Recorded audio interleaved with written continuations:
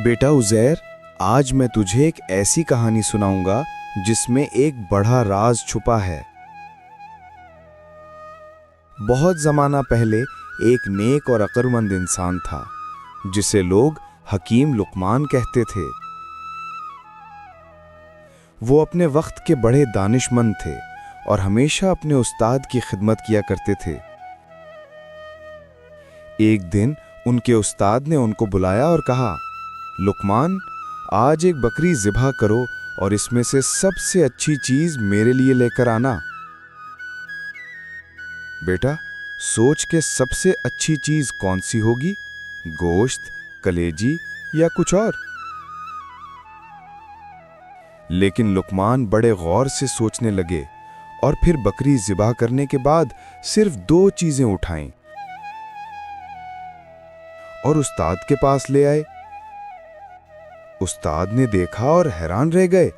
ये क्या? लुकमान ने उनके सामने दिल और ज़बान रख दी थी। उस्ताद मुस्कुरा दिए, लेकिन असल राज अभी बाकी था। उस्ताद ने कहा कि अच्छा, कल इसी बकरी में से सबसे बुरी चीज ले आना।